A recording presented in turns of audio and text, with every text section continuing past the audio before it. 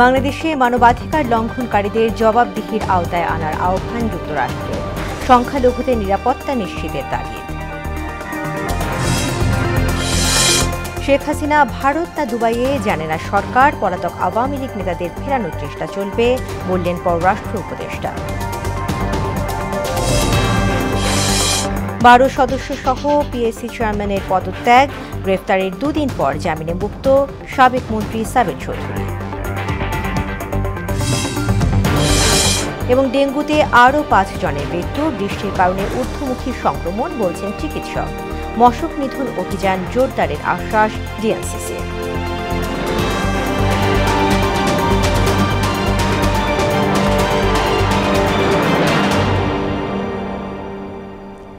আসসালামু আলাইকুম, মোহনা সংবাদে সবাইকে স্বাগত। শুনছিলেন শিরোনাম, সঙ্গে আছি তাসমিয়া জেরিন। এবারে বিস্তারিত। বাংলাদেশে মানবাধিকার সুরক্ষিত করার পাশাপাশি গত কয়েক মাসে যারা জনগণের মানবাধিকার লঙ্ঘনের জন্য দায়ী তাদের জবাবদিহির আওতায় আনতে হবে বলে জানিয়েছেন মার্কিন পররাষ্ট্র দপ্তরের মুখপাত্র ম্যাথিউ মিলার। মার্কিন পররাষ্ট্র দপ্তরের নিয়মিত ব্রিফিংয়ে সাংবাদিকদের প্রশ্নের জবাবে কথা বলেন তিনি। এদিকে বাংলাদেশের হিন্দু সম্প্রদায় যাতে শান্তিপূর্ণভাবে ধর্মীয় অনুষ্ঠান পালন করতে পারে তা নিশ্চিত করার জন্য বাংলাদেশ সরকারের প্রতি আহ্বান জানিয়েছেন তিনি। আমরা বাংলাদেশে মানবাধিকার সুরক্ষিত দেখতে চাই। যারা গত কয়েক মাসে মানবাধিকার লঙ্ঘনের সঙ্গে জড়িত তাদেরকে জবাবদিহিতার আওতায় আনতে বাংলাদেশ সরকারের প্রতি আহ্বান জানাচ্ছি। সাবেক প্রধানমন্ত্রী শেখ হাসিনার অবস্থান সম্পর্কে নিশ্চিত নয় সরকার। এ বিষয়ে দুবাই আর দিল্লিতে খোঁজ নেওয়া হচ্ছে বলে জানালেন পররাষ্ট্র উপদেষ্টা তৌহিদ হোসেন। দুপুরে পররাষ্ট্র মন্ত্রণালয়ে সাংবাদিকদের মুখোমুখি হয়ে তিনি বলেন, কোনো দেশ থেকেই নিশ্চিত তথ্য পাওয়া যায়নি। ভারতে অবস্থানরত আওয়ামী লীগ নেতাকর্মীরা ট্রাভেল পাস নিয়ে অন্য দেশে পালিয়ে যাচ্ছে কিনা এমন প্রশ্নে তিনি জানান, পাসপোর্টের মেয়াদ শেষ হলে ফেরার জন্য ট্রাভেল পাস ইস্যু করা হয়। ওনার অবস্থান সম্বন্ধে নিশ্চিত আমরা হতে পারিনি। আমরা দিল্লিতেও খোঁজ করেছি, আমিরাতেও খোঁজ করেছি। কনফার্মেশন অফিসিয়ালি কেউ দিতে পারেনি। তবে আমরাও, আপনারা যেমন দেখেছেন, আমরাও দেখেছি যে উনি আজমানে সম্ভবত গেছেন, কিন্তু এটা রিকনফার্ম করার চেষ্টা করে আমরা সফল হইনি। অবশেষে পদত্যাগ করলেন সরকারি কর্ম কমিশন পিএসসির চেয়ারম্যান সোহরাব হোসাইন। বিকেলে পিএসসির সচিবের কাছে পদত্যাগপত্র জমা দেন তিনি। চেয়ারম্যানের পাশাপাশি কমিশনের 12 সদস্য পদত্যাগ করেন। পদত্যাগপত্রগুলো রাষ্ট্রপতির কাছে পাঠানো হচ্ছে। তবে কমিশনের অন্য 2 সদস্য, সাবেক জ্যেষ্ঠ সচিব হেলাল উদ্দিন আহমদ এবং সাবেক অতিরিক্ত আইজিপি শফিকুল ইসলাম এখনও পদত্যাগ করেননি। ছাত্র জনতার অভ্যুত্থানে আওয়ামী লীগ সরকারের পতনের পর পিএসসির পুরো কমিশনের পদত্যাগের দাবি ওঠে। বৈষম্য বিরোধী আন্দোলন ঘিরে দায়ের হওয়া পল্টন থানার 2টি এবং খিলগাঁও থানার 4 মামলার জামিন পেয়ে মুক্তি পেয়েছেন সাবেক মন্ত্রী সাবির হোসেন চৌধুরী। বিকেলে ঢাকার চিফ মেট্রোপলিটন ম্যাজিস্ট্রেট আদালত আলাদাভাবে জামিন আবেদন মঞ্জুর করেন। এরপর সন্ধ্যা 6:30টার দিকে আদালতের হাজতখানা থেকে মুক্তি পান সাবির চৌধুরী। বিএনপি কার্যালয়ে পুলিশের গুলিতে মকবুল নামের এক কর্মী নিহতের ঘটনায় করা মামলায় সোমবার তার 5 দিনের রিমান্ড মঞ্জুর করেন আদালত। রোববার সন্ধ্যায় রাজধানীর গুলশান এলাকা থেকে সাবির চৌধুরীকে গ্রেফতার করে ঢাকা মহানগর গোয়েন্দা পুলিশ। নতুন মন্ত্রিপরিষদ সচিব হিসেবে চুক্তিভিত্তিক নিয়োগ পেয়েছেন মাধ্যমিক ও উচ্চ শিক্ষা বিভাগের সিনিয়র সচিব শেখ আব্দুর রশিদ। পরবর্তী 2 বছরের জন্য তাকে নিয়োগ দেওয়া হয়েছে। জনপ্রশাসন মন্ত্রণালয়ের সিনিয়র সহকারী সচিব নীলুফা ইয়াসমিন স্বাক্ষরিত প্রজ্ঞাপনে এই তথ্য জানানো হয়। এতে বলা হয়, নিয়োগের অন্যান্য শর্ত চুক্তিপত্র দ্বারা নির্ধারিত হবে। প্রশাসনে থাকা স্বৈরাচারের কীট পতঙ্গ দেশকে বিপদে ফেলবে বলে মন্তব্য করেছেন বিএনপির সিনিয়র যুগ্ম মহাসচিব রুহুল কবির রিজভী। আর দলটির প্রভাবশালী নেতারা কোনো ফাঁক দিয়ে বিদেশে পালাচ্ছে কিনা তার শ্বেতপত্র প্রকাশের দাবি জানালেন বিএনপি চেয়ারপারসনের উপদেষ্টা জয়নুল আবেদিন ফারুক। রাজধানীতে আলাদা অনুষ্ঠানে এসব কথা বলেন তারা। আরও জানাচ্ছেন রেজা খান। সরকারি হিসাব মতে এ পর্যন্ত ডেঙ্গুতে মারা গেছে 186 জন, আর বেসরকারি হিসাবে মৃত্যু হয়েছে 250 জনের। এই পরিস্থিতিতে ডেঙ্গু নিয়ে সচেতনতা তৈরিতে গুলশানে বিএনপির পক্ষ থেকে লিফলেট বিতরণ করেন দলটির সিনিয়র যুগ্ম মহাসচিব রুহুল কবির রিজভী। এর আগে সংক্ষিপ্ত সমাবেশে ডেঙ্গু নিয়ন্ত্রণে টাস্কফোর্স গঠনের তাগিদ দিয়ে রোগ নিয়ন্ত্রণে আওয়ামী লীগ সরকারের দুর্নীতির চিত্র তুলে ধরেন তিনি। এটার জন্য স্বাস্থ্য মন্ত্রণালয় তারা একটা টাস্ক ফোর্স গঠন করে দ্রুত গতিতে ডেঙ্গু মোকাবেলায় মানুষ কিন্তু অন্তর্বর্তীকালীন সরকারের কর্মতৎপরতা দেখতে চায়। প্রশাসনে ঘাপটি মেরে থাকা কর্মকর্তারা সরকারকে বেকায়দায় ফেলতে চায় উল্লেখ করে সংস্কার প্রলম্বিত না করে দ্রুত নির্বাচন দেওয়ার দাবি জানান রিজভী।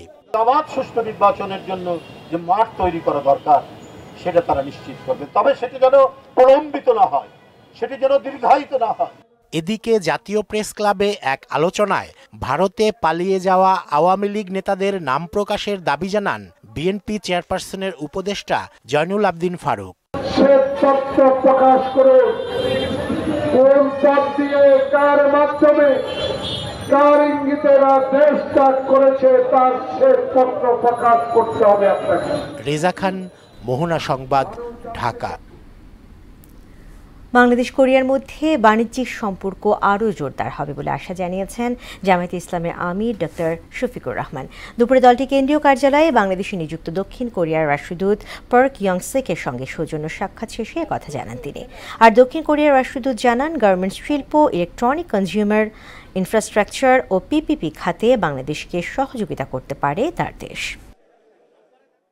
দুই দেশের স্বার্থ সংশ্লিষ্ট বিষয় নিয়ে আমরা কথা বলেছি। পাশাপাশি আগামীতে আমাদের এই দুই দেশের সম্পর্ককে আরও কিভাবে একটা চমৎকার পর্যায়ে নিয়ে যাওয়া যায় সেই বিষয়ে আমাদের অভিব্যক্তি উভয়ই আমরা ব্যক্ত করেছি। Infrastructure development projects are going on, public-private partnership. So public companies, they can mobilize their own money in order to invest some the infrastructure development.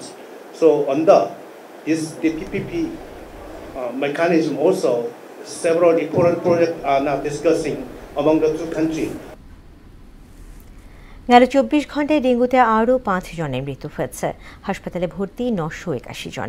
এক বিজ্ঞপ্তিতে তথ্য জানিয়েছে স্বাস্থ্য অধিদপ্তর। আশ্বিনের টানা বৃষ্টিতে সারা দেশে ডেঙ্গুর প্রকোপ বেড়েছে বলে জানিয়েছেন চিকিৎসকরা। আক্রান্ত বেড়ে যাওয়ায় জনসাধারণকে সতর্ক থাকার পরামর্শ দেন তারা। আর উত্তর সিটি কর্পোরেশনের মুখপাত্র স্বাস্থ্য কর্মকর্তা জানান, ডেঙ্গুর বিস্তার রোধে দ্রুতই ব্যবস্থা নেওয়া হচ্ছে। সুরাইয়া মুনির রিপোর্ট। এক সপ্তাহের টানা বৃষ্টিতে ডেঙ্গু আক্রান্তের সংখ্যা বাড়ছে। নরসিংদী, আশুলিয়া, মানিকগঞ্জ, মিরপুর, নাখালপাড়া থেকে বেশি রোগী ভর্তি হচ্ছে হাসপাতালগুলোতে।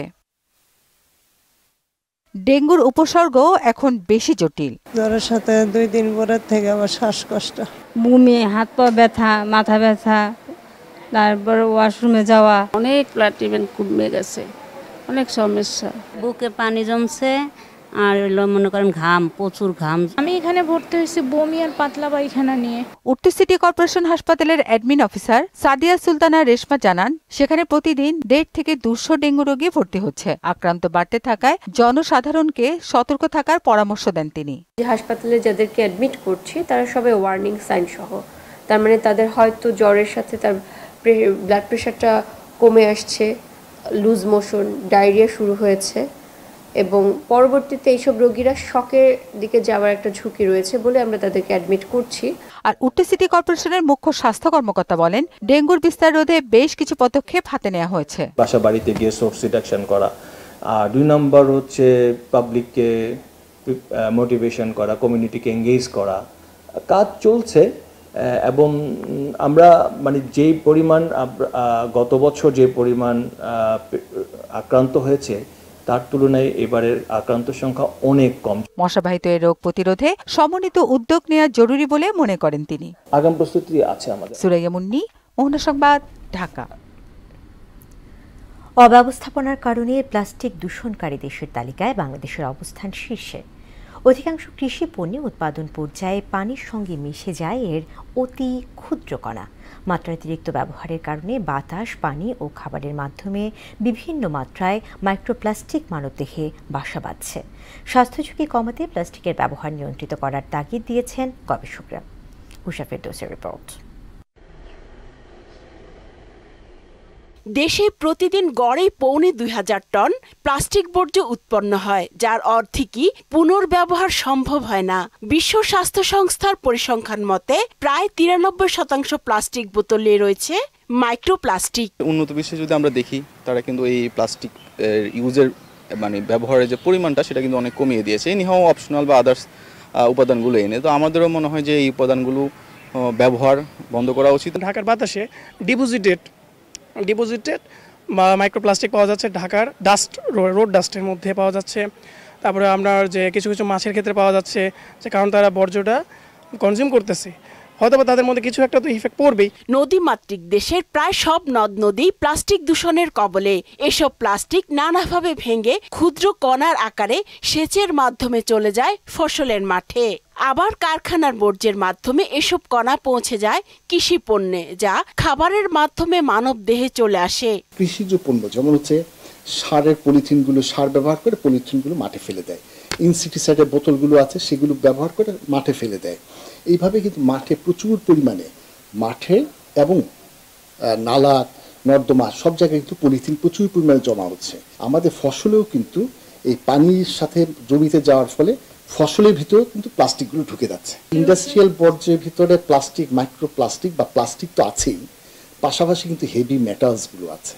সো ওইটা আরো ভয়ঙ্কর। প্লাস্টিকের বোতলে গরম পানি অথবা মাইক্রো ওভেনে প্লাস্টিকের পাত্রে খাবার গরম অথবা পলিথিনে রাখা খাবারের মাধ্যমে মাইক্রোপ্লাস্টিক নিয়মিত প্রবেশ করছে মানব দেহে। ফ্রিজে খাবার রাখার সময় ছোট ছোট সিঙ্গেল ইউজের প্লাস্টিকের যে কন্টেনারগুলো আছে, সেগুলোর ভিতরে কিন্তু আমরা কিন্তু খাবারগুলো রাখি এবং সেটাই মাইক্রো ওভেনে ঢুকিয়ে দিই।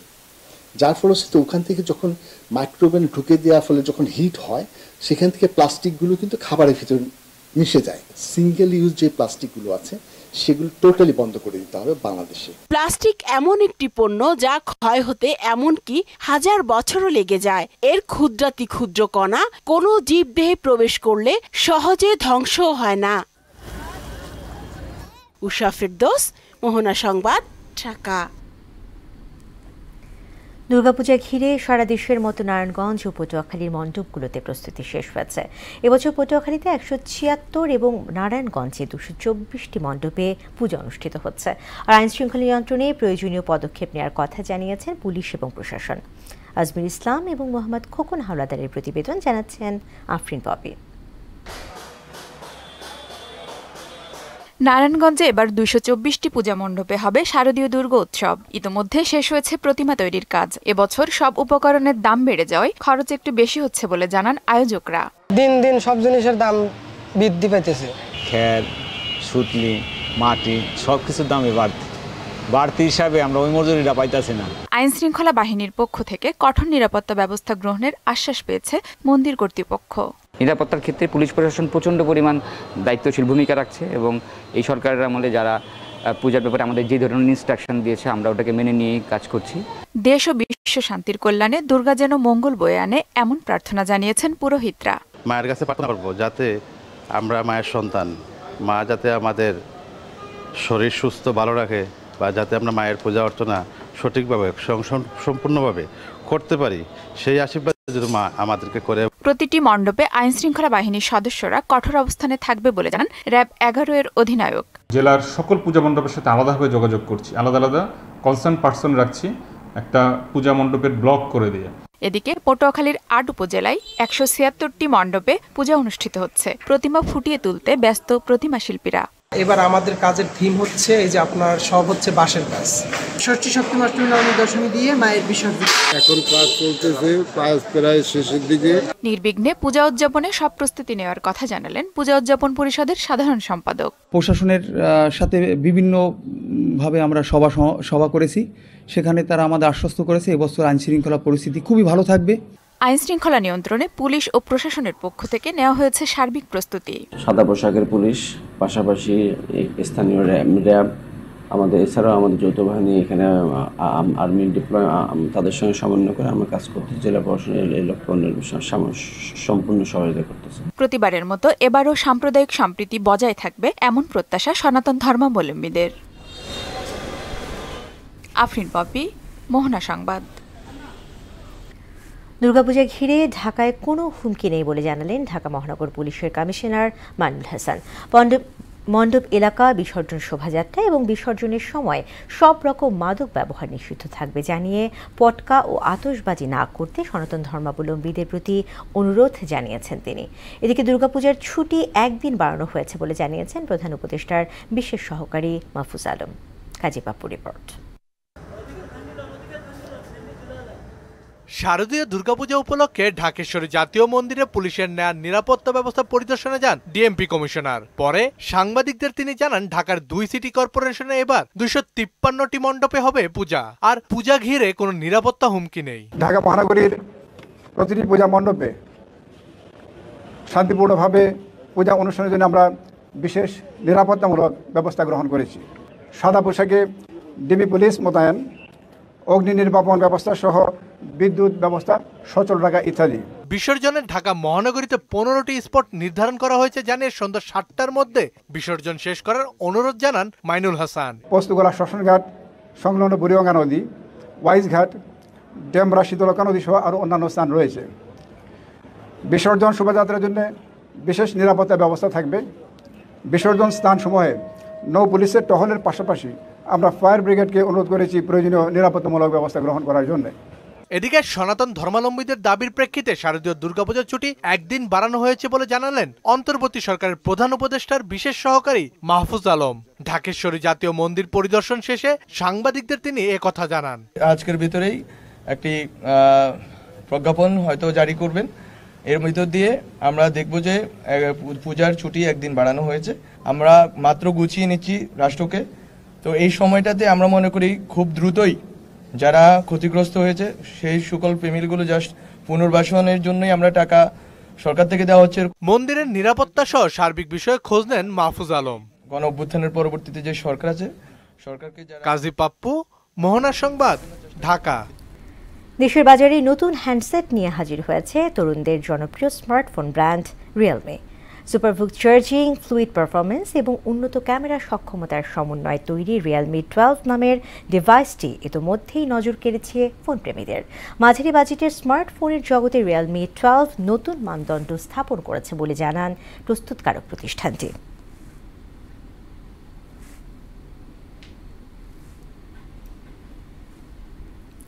শেষ করব মোহনা সংবাদ, যাবার আগে শিরোনামগুলো আরও একবার।